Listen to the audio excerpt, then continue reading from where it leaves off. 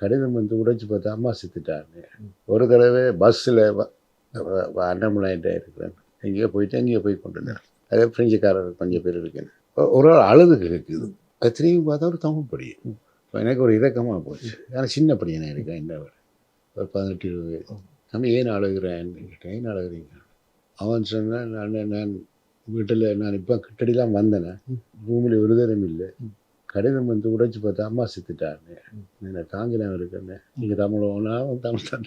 என்ன எங்கே போகிறேன்னு, ஏதாவது கோயிலுக்கு போகணுன்னு, அம்மாவுக்கு ஒரு முளதிரி கொடுத்தோம்.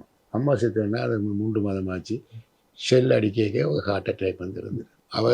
அவனை கூட்டி கொண்டு போய் யாருன்னு தெரியாது ஒரு கோயில், என்ன தெரிஞ்ச கோயிலுக்கு கூட்டிக்கொண்டு இந்த கிணற்றில் வேண்டி கொடுத்த பண்ணி, அவன்கிட்ட காசும் இல்லை.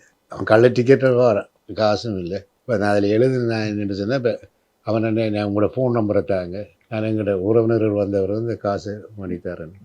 நான் தம்பி அது இல்லை, அப்படி ஒன்றும் வேண்டாம், ஃபோன் நம்பரும் வேண்டாம், நீங்கள் சந்தோஷமாக கவலைப்படாமல் போங்க, நான் கொண்டு ட்ரெயின் ஏற்றி விடுறேன், வீட்டை போங்க.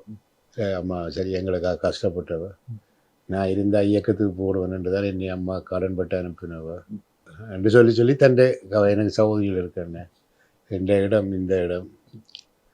இப்போ நான் இப்போ இந்த முடியக்கே சொல்கிறேன்னு, அவன்டைய அம்மா இப்போ நினைவுக்கு வருவா அவனுக்கு. அப்போ வரைக்கும் என்ன நினைப்பன் இருக்கும். அவனை பேருந்து வாழ்க்கைன்னு சந்திக்க இல்லை. அது நான் தூரத்தில் போயிட்டு வரைக்கும் நடக்கும்.